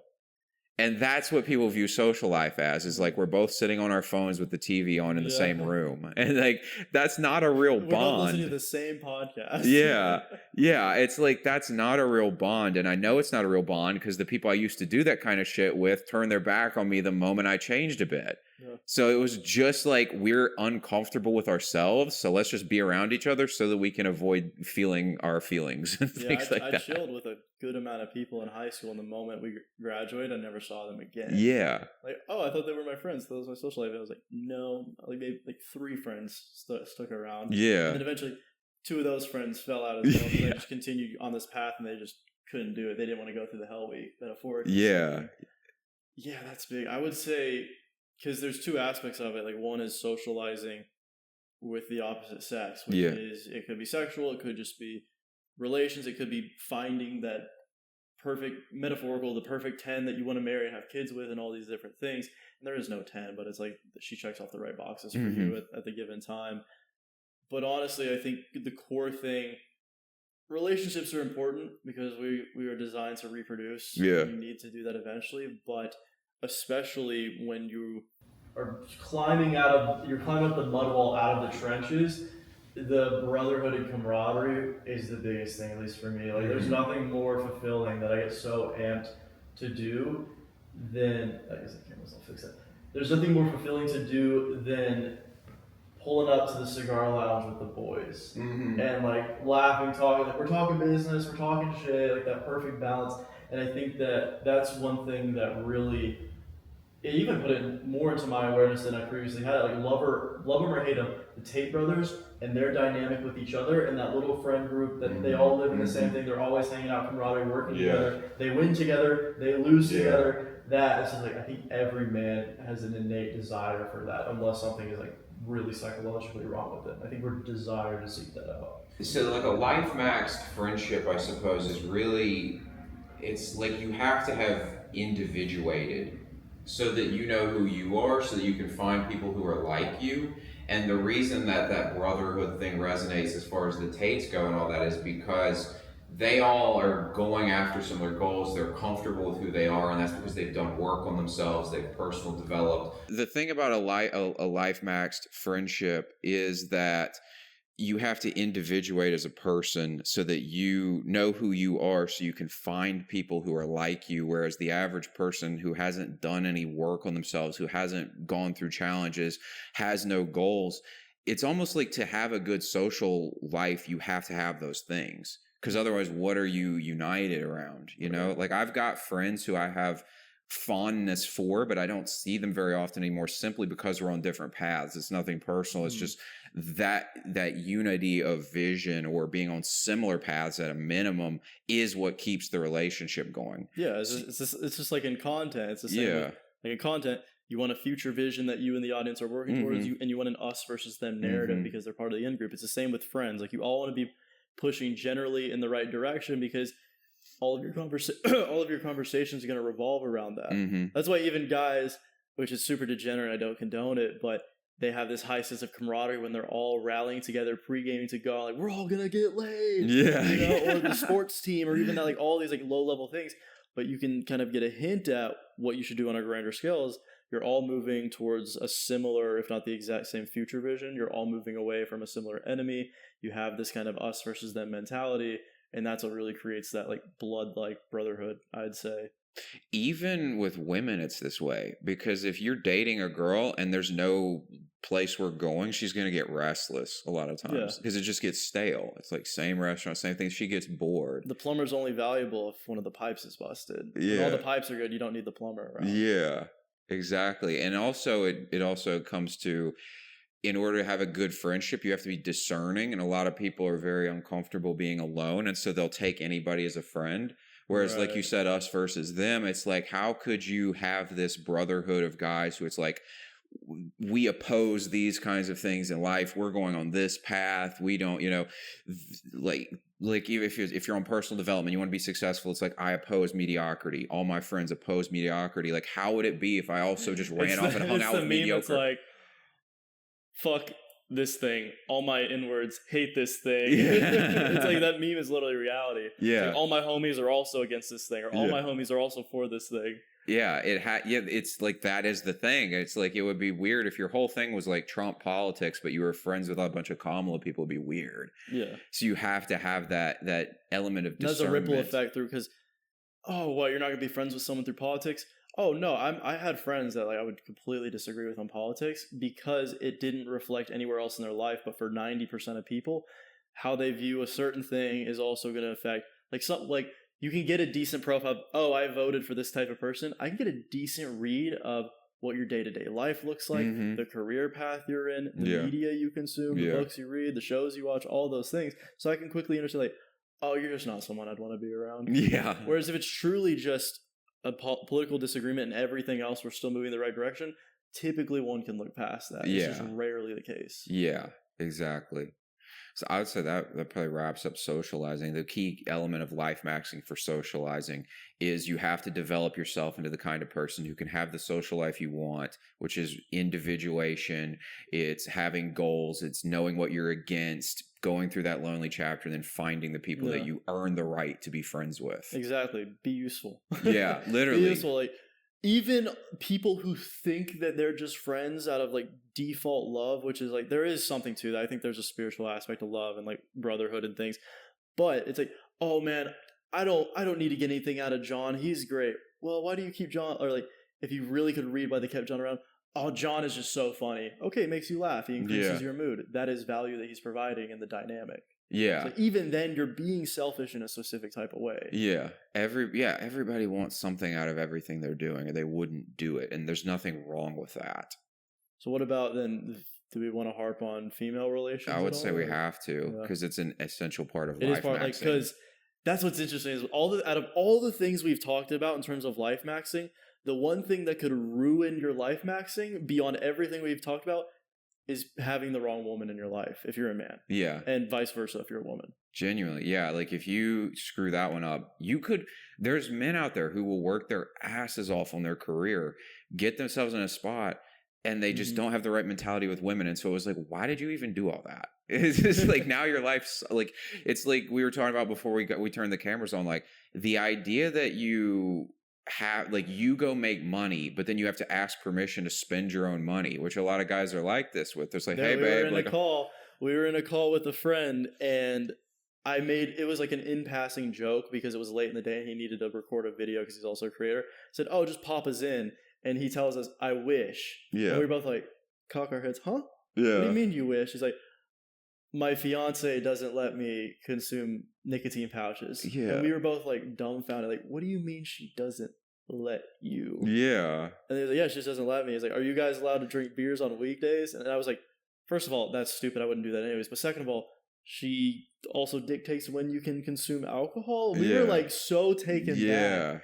That just blew my mind. Yeah. It's a huge red flag to me that, like, I wouldn't want to be friends with you either. Truthfully, I hate to say it, but like, if you can't, like, why would I imagine, like, we're out with somebody like this, we're hanging out, and it's kind of like what you're saying, like, they get a call and now they're arguing. It's like, what if, like, we all have this, we're excited for this plan, we're all going to go out, we're going to do this fun thing, and he's like, can't go now because of this. And it's just like, you're killing everything here. Like, this is ridiculous. And yeah, it just doesn't make sense. I can't wrap my head around that idea that I would have to run my life past somebody else as a full-grown man. Yeah. That's crazy to me. I couldn't even do it as a child, practically. Yeah, or banking your current conscious state or emotional state on someone else that is inherently like this. Like, I have someone, like, I love more than anyone else. He's extremely close to him. And I remember we were hanging out and trying to do stuff, and he was checking his phone a lot, messaging his girl, and then he said, oh, good, she's taking a nap. I don't have to worry about her anymore. Or, oh, good, she's going to bed. Like, I don't have to check it anymore. I was like, you have to wait till she's unconscious to allow yourself to be in the present moment, not outsourcing your emotional state on someone else's emotional state that is inherently a roller coaster. Yeah, that's nuts. People live in that as their reality. Yeah. You're tying yourself to an anchor that someone else controls. Dude, yeah, it's nuts. And then this is one where I think beyond any, the social obligations on men just don't match up with the life maxing perspective. Yeah. More than any other area, because the whole the social expectation for a guy is the moment a woman's interested in him, he's not allowed to pursue any other options. And even though she'll do it, but like, he's not supposed to, because he's a bad guy. So the moment a girl's interested in him, he has to close off his options, which means therefore he's basically on a track to marrying this woman. He doesn't have the options. He's supposed to submit to her kind of perspective on life, because all of the societal programming basically, and I hate this in TV shows, you'll watch one and the moral of every TV show is guy has an idea, woman knew what was best. By the end of the episode, the guy comes around and realizes she was right. And that's like this narrative. And when in reality, it's actually usually the other way around. Truth be told, it's like, she's throwing a tantrum, you have to just keep your cool, and she eventually realizes she was throwing a tantrum and then joins your perspective. That's the way it actually works, but guys have that in their head the other way. So it's like, okay, I'm going to get married, I have to listen to her, she's always right, eventually I come around to her way of seeing it, I'll give up my stuff for her. You never get to your prime in life, which is 30, so you never really get to experience having options in abundance. And so guys live in this world where they're basically in a desert when it comes to women. And it's like, if you were in a desert and you saw a little bit of water on the ground, you'd just go crazy. And that's what most guys are like with girls, like, oh my God, a girl's interested in me, I better just lock this thing down, I shouldn't be talking to other girls, whatever you want. The whole thing is just fucked from it's fucked from the jump. Yeah, and you don't want to be around guys that are like that, because those are the guys that'll talk shit about you, they'll snake you, they'll go after a girl that you're pursuing, things like that, because for them, it's like the most precious resource in the world, because they're not in abundance. Yeah. Yeah. And then I was talking to somebody I had a coaching call with recently. He's still kind of in scarcity, and he's working on getting out of it. I told him, I was like, truthfully, you're going to get to the point, like, he was asking like how to deal with one-itis with a girl. And I was like, you get to the point where you find them so annoying that you just don't care. That was really my epiphany with it. Was all of a sudden, welcome back to Fresh and Fit, guys. Yeah. I really do. I do love women. Like, I genuinely enjoy them, but it's like, you like when you're in scarcity, all of their idiosyncrasies and feminine behaviors, you almost just accept them. You're fine with them because you never have a woman around you. But once you get to where you've had them around you, you can look at them more objectively and be like, I don't want to sit on the phone with you for an hour. No. I don't want to go eat crappy food with you tonight. I don't want to watch TV with you tonight. And so like the biggest thing for me with getting over the one-itis was just having enough experience to be like, yeah, all of this is actually kind of lame. Like, I don't want to do any of this stuff.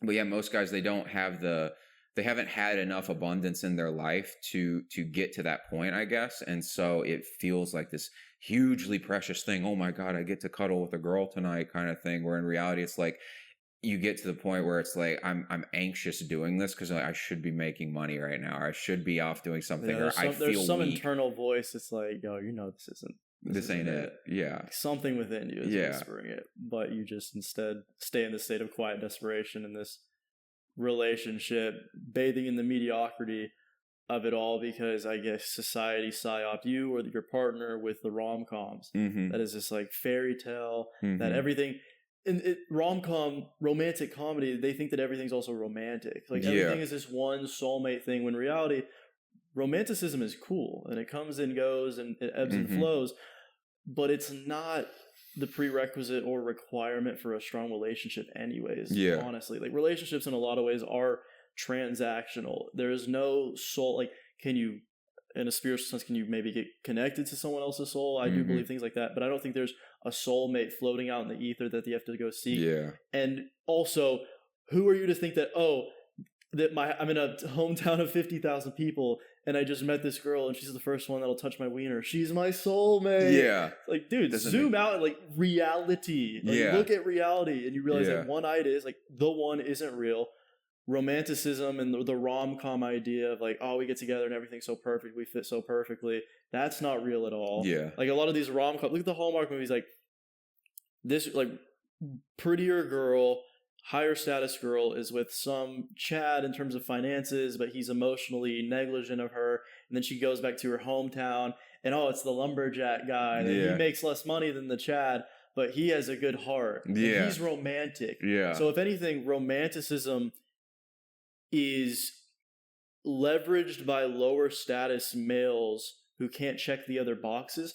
So they max out the, I'm delivering you the flowers, I'm doing this for you and these dinners and this, that, and the other, because they have to overcompensate in that one resource, which is more just like feeding into this fantasy because they don't have actual resources. Whereas most of the time we see the guys with actual resources, if they understand how to handle these dynamics and don't just obviously pull like gold diggers or anything, they have a great dynamic and it might not be the most romantic thing in the world. It might from the outside in look a little transactional, but they really do love each other and it really does function pretty well as a family unit. I think romanticism is not just leveraged by the guy who's like can't get the girl. It's leveraged by the lower status person in the relationship as a tool to control the other one. They don't realize that's why they're doing it, but like a woman who really likes you, she'll be like, yeah, why would you talk to other girls? I thought we loved each other. I thought you loved me. I thought this was this and all these kinds of things. But that same woman, if you start behaving badly and she like kind of moves past you, she'll be cold and cut you off. Like it's going to sound like I'm wounded. I'm really not. I'm over it. But I've had this experience where I was the one, like the girl really wanted me. So she's telling me all this stuff. And then the dynamic changes. Now I'm saying it to her. And I'm like, I thought you said you loved me. I thought it was all these things. And she's like, yeah, sorry about that. And just bounces. It's and gross. They're revolted by it. They want to run away from you. I literally had a woman. I had it during COVID. I just started this new job. I'm feeling good about my life. I go on this date with this girl. She's like obsessed talking about like, oh my God, I can't believe I found somebody like you. You're so amazing, all this shit. Yeah. I lose my job right when COVID stops because I just got started and they lay me off and she just never speaks to me again. Classic. Yeah. Woman moment. It's like, seriously. And it's like, okay. I'm not even mad at them about it. The only reason you get mad about it is because you still have the romantic programming in your head. And so you think it shouldn't, again, that word, be that way. Whereas in reality, if you can just come to terms with, okay, relationships are transactional, which I think a part of life maxing is understanding that element. It's not that you treat people like an object, but you understand that if this person's not getting something they want out of this dynamic, they're eventually going to tire of it. And everybody in their life has done this to some degree to somebody. There's a woman out there that would probably, even if you're down bad right now, would probably be thrilled to have you, but she's just somebody you don't want. And so you're going to look at it and be like, yeah, sorry. Like, I know you think I'm your soulmate, but I'm not interested in you. I had to do this recently. This girl, I just thought I was like her fucking soulmate. And I was just like, get real. Like, literally, that's what I was thinking in my head. I was like, this is just ridiculous. This whole notion makes no sense. So like getting that out of your head allows you to look at the relationships correctly. And that's why I think a life maxing perspective, and this is one where we probably would have, I wouldn't say differing opinion, but differing experiences, which allows us to see it from different angles because you've been dating somebody for a long time and it's worked well for you. Whereas in my case, I didn't meet somebody like that when I was still building something or really down bad. And so my perspective on it is go out and make yourself the top guy before you even consider a relationship, because I just understand it's transactional. And so if you're not giving them what they want, then it's just like, why would you cash out now? Just like keep building it, get to that point where you get the severe amount of abundance. Whereas in your case, it's a bit different because it was kind of built together. And since I was learning psychology and male and female dynamics, I was able to, it sounds fucked up, but I was able to build her alongside building myself and my business and things like that. And there was periods where there was massive amounts of conflict and massive amounts of misalignment, and like we were on the ropes, and like things were hanging on by a thread. Yet we persevered, and because of that, it further built our dynamic in our relationship. Where now we're just like, we're very locked in. It's the best it's ever been. But for the majority of people, I would say do not go looking for that. Yeah, don't do, because first of all, it was actually really fucking hard, and I could probably be either like. It's funny, I could either be a complete deep end or more further ahead in all the other aspects if I wasn't tied into some relationship and I really was just on my own figuring myself out. It would have expedited some other things. But I was in a unique situation with someone that was also over time catching up with my progression. And I saw that and I was like, this is almost better than me getting to a certain level and letting someone hop in and then always questioning like, why are they actually here, you know? Yeah, it's kind of like, I guess if you find it, roll with it. But if you don't, then let it stumble. If it falls in your lap, okay. Don't try to seek it whatsoever, because then you're immediately switching into scarcity. Yeah. Like I was in high school, it was when I was like my first serious girlfriend. I was just, and like it was one of those things. I look back at the girl I was, and I was like, "What are you doing, bro?" It was just the first girl to like give me attention and attraction. So I just latched onto it because I was so insecure and so scarce. And then after that, I was kind of floating around like having crushes on these girls and trying to pursue it with the scarcity mindset. And the moment, it was after kind of like that breakup where I was just like, I don't care right now. I'm just going to focus on school and fitness and things like that. That different girl walked into my life and it just kind of happened and it was almost effortless. And I was like, oh, okay. Like the moment I shifted into abundance, the opportunities come. It's the same with money. It's the same with friends. It's the same with opportunities. It's like if you can just sit in that mode, but sitting in that mode, you can't sit in that mode thinking, okay, where is it? Maybe I'll go abundance over here. It's like, no, you're still in scarcity. Like, you have to fully pull back. You have to fully. It's like a spiritual thing almost with people, with money, with all these things. It's like have this sense of, if it comes, it's just brought by, and like it sounds wooey, but like God blesses me with it. And even when the money's in my possession, it's not my money. I just have it for now, and that's okay. I just have this car for now, and that's okay. And that actually poises you to have more money for longer periods of time, have better partners for longer periods of time. I think it's like with the women, it's either do it right at the very beginning or wait until the end.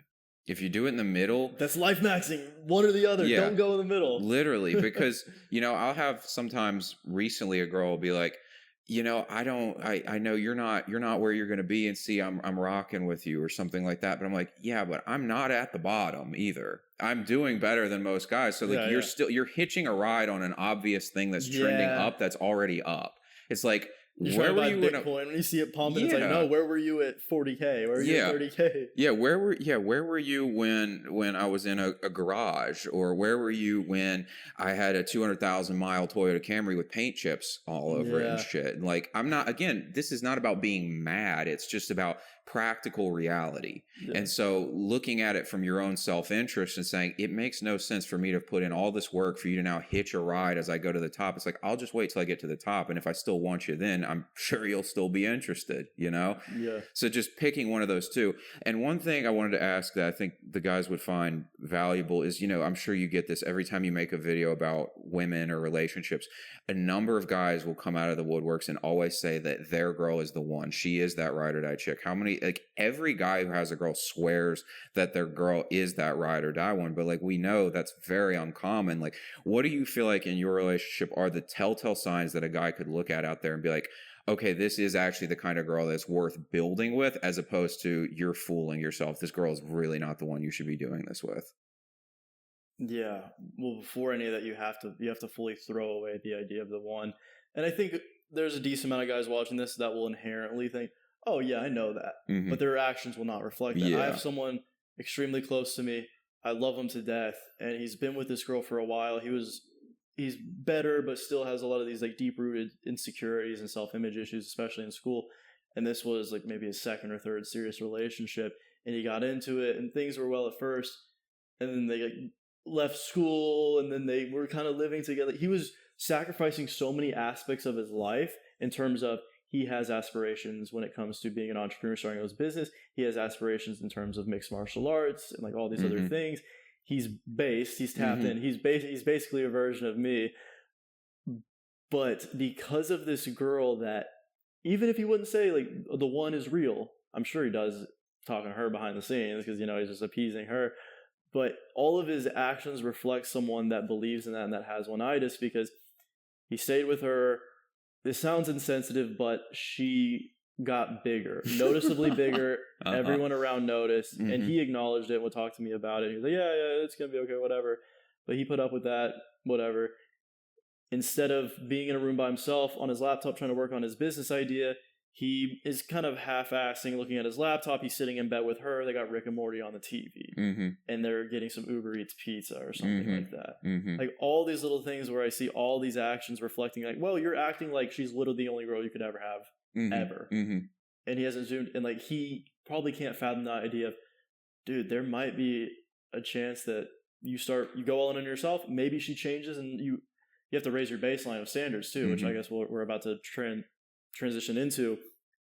But she might just fall off, dude. She might be hanging on the rocket and the fucking blast just knocks her off because she didn't abort in time, and she's just not not apt for it. It sounds kind of brutal, but no, that's just how it is. And when my relationship was actually thriving and doing better, I was adopting that mentality of like, she's with me or she's not, I'm doing this thing regardless. This is actually the priority above all else, even above the relationship. And like, it wasn't something that I would make it, like, I would verbalize it very clearly, because obviously that's just gonna, like, I'm not trying to just make girls cry or anything. Right. But it was obvious, and she knew it, and she stepped up and met the new standards that I put in place, and everything's good. So in terms of, it's gonna differ from person to person, but you have to have certain baseline standards. It's just like a self-image. You have an image of this partner, and it's not that you should idealize, because your wife, your girl, the 10 out of 10, she's still going to poop and fart, you know, like, or she's still going to have these bad habits. She's still going to be on Instagram a little too much, or this or that thing, the other thing that might bother you. But there has to be certain traits that you have a certain baseline for. It's like, I need you to at least be at this level, because if you go below this level, you affect me and my goals and everything I'm trying to do. And if in a while I see you like going close to the line, I might let you know, I might try to help you, things like that. But if you just let it plummet past, you're out of the picture. And it's having the balls to mean that when I say like, my relationship got into the best place when it almost ended, because I said, we're basically restarting. The standards are higher than, because one of the things where it's kind of like, I would joke that, oh, you kind of got lucky. You bought into Kenny coin at $1 and now it's at $1,000 per coin or something like that. But it's almost like that's not the case, and you're reinvesting into the coin at 1,000, and it's like, well, now you need $1,000 to invest in one coin. Mm-hmm. So the standards have raised, whereas this happens a lot with guys with their high school sweethearts or their college girls or whatever. It's just the sunken cost fallacy of you've been with them for so long, and maybe you, like when I was in high school, I was just kind of a fucking loser besides going to the gym, making a YouTube video once a month, and she was with me, and that just kind of made sense because we were both like lower level, like mediocre average people. But then when you start going up and you have this upward trajectory, if they're not willing to follow suit and like reach that certain baseline you have to have, then the moment that it's different, you need to be like, and it has to be communicated almost that, hey, that's the cutting block. And for some people, it's selfish things. It might be more appearance related. For other people, it may just be emotional stability. For some people, it may be involved with parenting and all that. And like you may, like if you want to say whatever yours are, but I do think there are certain traits that they need to meet a baseline amount for, and there is no one. There are thousands, if not tens of thousands, if not hundreds, depending on your standards, of women out there that will meet that. So if you're with someone that isn't meeting that you look like an idiot, because you could go out and find someone that will meet that, especially if you're on an upward trajectory. I can't prescribe specific ones. I mean, there's obvious things like emotional maturity, because especially if you're dealing with very attractive women, they didn't have to, it sounds messed up, but you know, a pretty girl growing up, like from the moment she hits puberty, the world caters to her because the kids in her class start looking at her differently.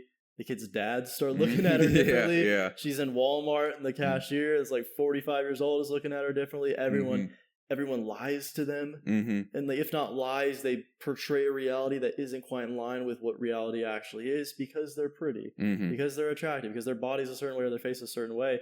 So if you want to start being with a woman that's been their reality for 20 years, you have to they need to work on themselves to really reach a certain level of self-awareness and emotional maturity, or you need to go find someone that's already checking that box. And that may mean obviously don't go get one of these Miami 10s or 9s or 8s. Go to, not your hometown, maybe a smaller city or a more rural area. I'm not sold on the passport bro thing. That's just kind of a cop out. Unless you have a type and like you got a freaky thing for Asians or something, whatever, by all means, if you have the resources. But what would for you be those baseline traits that need to be met? Because for me, I do think there's just a physicality thing to it. Like I've told my girl, and she got a little, like they'll act a little hurt and then they low-key understand, and like it's never actually a big deal. But I've literally said, oh yeah, if you got obese, like we wouldn't be together. And she's like, oh what, just because I'm not as skinny or fat? Like honestly, I mean, obviously that's a thing when it comes to sexual attraction, but beyond that, the version of you that would get obese is not the version of you I am opting into being in a relationship right now. Therefore, you would inherently change as a person to get there, and you would no longer be the person I want to be with. I had that exact same conversation with the last girl I talked to. Yeah, because they all act like that. It's just like yeah, and it's a test. It's a test. They want to see if you'll be like, oh no, I would never leave you, and all that kind of crap. And before we go on to my standards, I was going to say, with the guy you were just talking about, with this girl who gained some weight and all that, society will tell you should stay with her and be the good guy and all that kind of stuff. Whereas in reality, like if you fell apart, she would leave you. And I would say she made the right call. Right. And it's because she knows I can just go find someone who can meet these standards if you're not going to. It's like your employer shouldn't keep you around if you're not doing your job. It's the same thing with the relationship.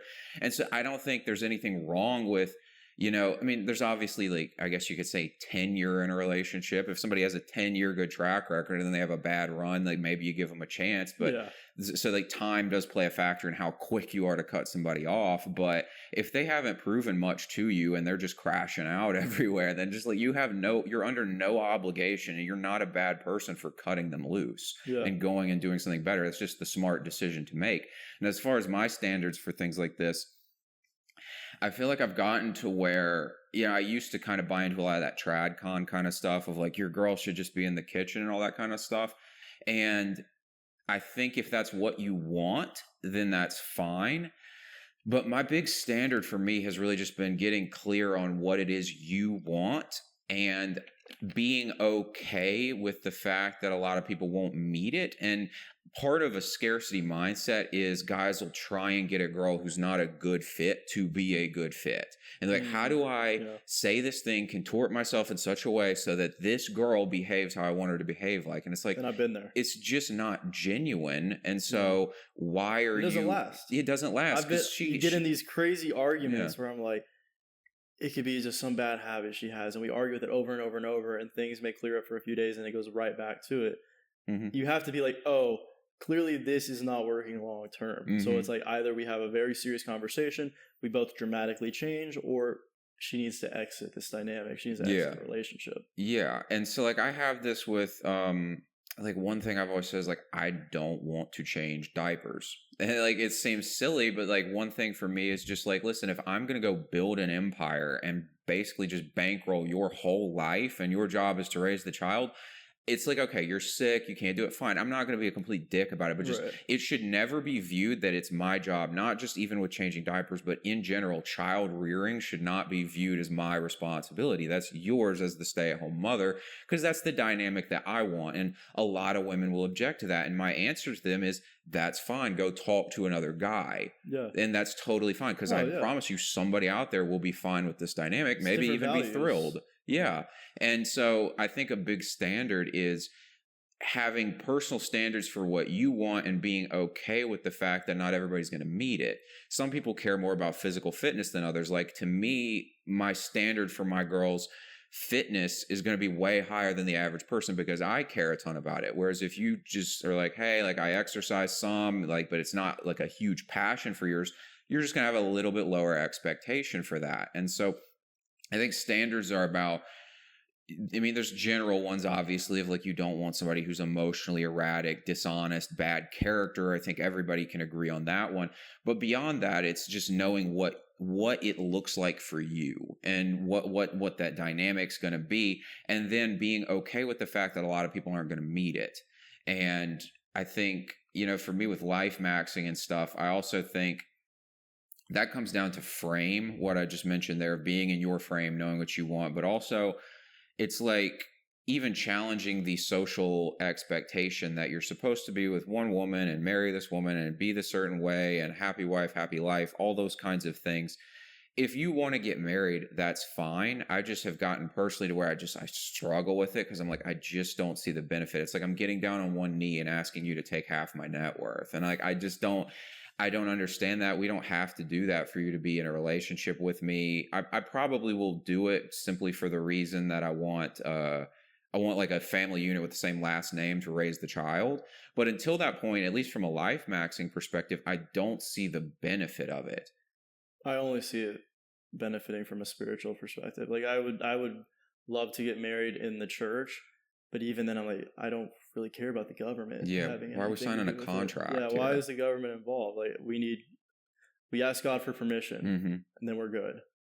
And even with that comes down to your standards for it. You're like, so that means a standard for you is the woman you're going to marry has to buy into those same spiritual principles. Oh, yeah. And a lot of women are going to be like, well, I don't feel that way. Or you're not going to marry me. It's like, no, I'm not. My crystal said we should do this. Yeah. Like, get out. Yeah, literally. Yeah. It's like, it's like the moment you ask me what my fucking star sign is, it's just like, you're done. You know, it's like, one of the biggest elements of this really, I guess, is just being okay with the fact, the same way that you have to be discerning with friendships, being okay with the fact that most people aren't going to meet your standards and not judging them for it. Just being like, hey, listen, you're not right for this job. There's another job you can do at another company, right? That to me might be the biggest element of life maxing for relationships, is because when you have that filter for it, you'll cut out anything that's going to diminish your life quality. Some people, they want to go into a business and work purely for commissions. Other people, they want to have a set salary and set benefits. They want health and dental and whatever, insurance and all of those things. It's the same with relationships in terms of you don't want to change diapers, but I'm going to make this amount of money. You're going to drive this car. We're going to travel to these places. There's a value exchange happening. Whereas some people, they may think, oh yeah, that sounds good. Others, No, I would rather have someone that makes less, but like really co-parents with me on a one-to-one basis. And that's perfectly fine. Yeah. It's finding people that fit those value exchanges, but no matter what, relationships are value exchanges. Something is being exchanged for value, even if, for example, with my friend or someone I know very closely, it was that she had the value of letting herself go and not having to worry about him leaving.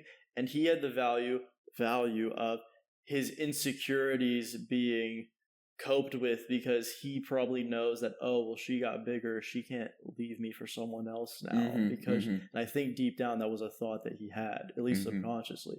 That was still a value exchange, actually. Because she got to skip the gym and eat too much, and he got this very distorted sense of security in the relationship that he might have not had prior.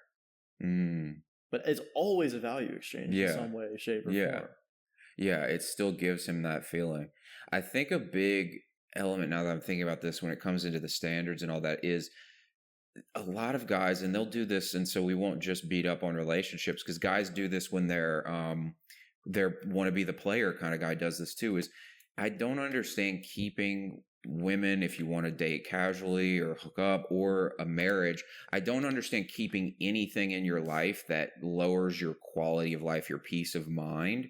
That can be even like a business. If it's like, this business is eating up all my time and I don't enjoy it, it's like, go find another business that you have some passion for. If it's friendships, this person's just dragging me down, they're this thing, they're negative, it's like, well, get them out of your life. I feel the same way with relationships of any kind. I don't want to, I'm not in a position where I'm looking for a long-term relationship, because like I said, either do it at the beginning, do it at the end.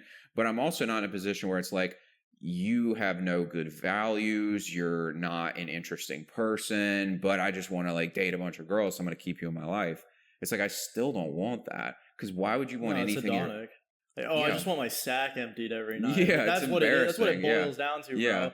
And a lot of it is, it's funny because we don't like to talk about it much now, but we used to make content around like the topic of porn addiction. And I really just used to define it as just like, oh, you're addicted to pornography and masturbation, PMO. But then I realized a lot of people, they're doing the same thing. They're just using another person to masturbate. Yeah. And like, that's what it is. It's like, it's still just instant, cheap dopamine that's at the sacrifice of your goals and progression and focus and dopamine levels. Your dopamine baseline gets lowered. The only difference between hooking up and watching porn is that society applauds hooking up as a high status move because you can get a girl. There's some earning there's earning required. Like you have to go out and spit a little bit of game. Yeah, there's something to it, so it feels like an accomplishment because most guys aren't capable of doing it. It's almost like a video game. Like instead of just getting the skin in the game the moment you load in, or like by paying for it or whatever. It's you had to like unlock the camo and like grind the weapon skin, then you got it. So like, oh no way, you got the gold skin on the gun. That's crazy. Literally. But if you zoom out, it's like, right, it's still in a video game. You're still, it's still cheap. It's still unfulfilling at the end of the day. And I think that's very true. I agree. Yeah, we can bookend that one. I mean, the last thing would only be happiness, but the three we just discussed, if you check those boxes, I feel like it's pretty hard to not be.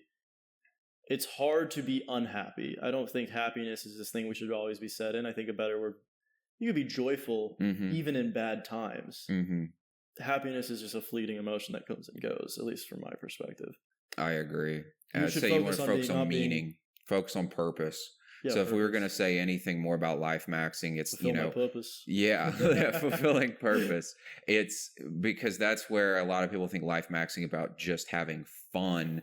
Whereas I think the definition of it is, I feel like life maxing was quitting my job, moving to Houston, even though I was flat broke and lived in a garage. I still feel like that was a maximizing of an experience. It's something I remember. It's a story from my life. It's fun in a twisted sense. 12 by 30 was actually kind of fun. You're doing something. You're playing the game. You're after something, and there's something to that. So the last thing I guess to cover really is just viewing life maxing as it goes back to, again, both ends of the spectrum, but it's not just about how can we go out on a boat or something like that. It's the grind. The life maxing is being in the gym. We're in Miami and we filmed 2 podcasts. We filmed 2 podcasts. We're going to work while we're here. It's both of those extremes. You need to fulfill it because we have this deep desire. And this is, I think, a lot of the reason modern people are kind of unfulfilled is they've lost sense of this idea that like we have a deep desire to pursue something and go after something and work for something meaningful. And so if all you're doing is chasing the pleasures, they feel empty because you don't feel like you earned them. Yeah. And then also you're missing this entire half of the equation of what satisfies you. It is like, I think as a part of life maxing is viewing it as do a bunch of work so that you can reward yourself. Work, reward, work, reward. It's like these installments. That's kind of how we're planning out the year. It's like we're going to work really hard, go on a trip, work really hard, go on a trip. Like we've been thinking about that because I think that's the most optimal way to do it. The same way, like if you were in a war, like you win the battle and everybody celebrates. It's not like you just celebrate and skip the battle. You know, that doesn't make any sense. And that's what we were wired for. You know, you go out, you kill an animal in the hunter-gatherer tribe, and you have a feast at night around the campfire. Yeah. Historically, when you look at the times where there was no wars and the people were indulging and celebrating, those actually led to bad times. Yeah. You know, we actually look at that like, oh, they were indulging. We look at it with disdain. Yeah. Versus when, oh, they just won the war, or this tribe just won the battle or whatever, and they're celebrating. We're like, hell yeah, that makes sense. It's like, rewards, happiness, fun should all be contextual. Yeah. Because without the context, it's devoid of meaning. Yes. And meaningless fun actually isn't fun. Meaningless happiness debatably isn't true happiness. Right. At least it's not fulfilling. It makes you feel empty. It just does. It's like I can watch a TV show if I worked really hard, and now it's like I can enjoy the show. It's like if I just have the show on, I'm like, I feel like a piece of shit. Yeah. It's like, you know, after World War II was the like most prosperous moment in American history. Optimism was crazy high. Everybody trusted the government and all this stuff.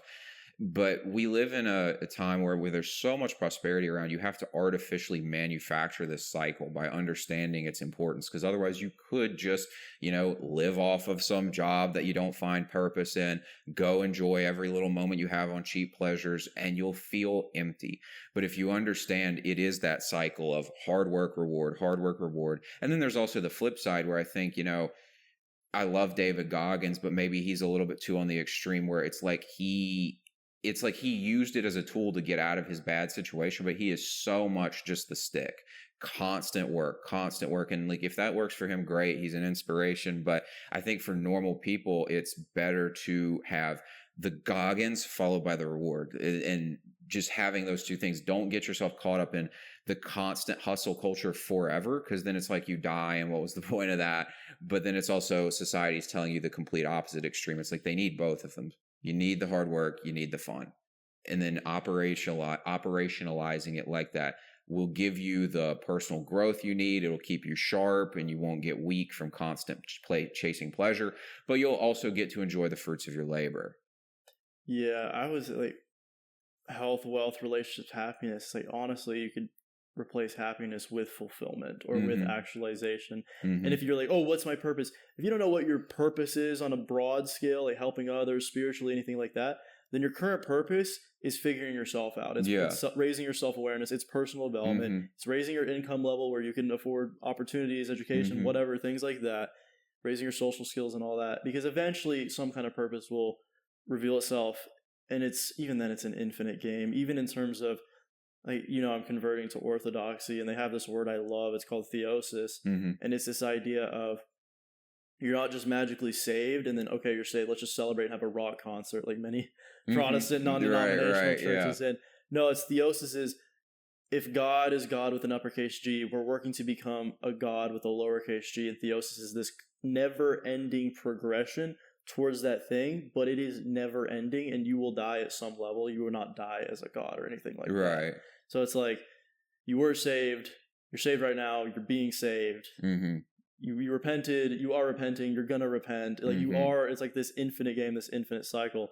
And for me, I feel like that is what you want to be on. And that will actually lead to more moments of happiness in your day-to-day life. Especially when you have the partner with you that is working towards the future vision. When you have the brotherhood with you that is working on the future vision as well. Totally agree.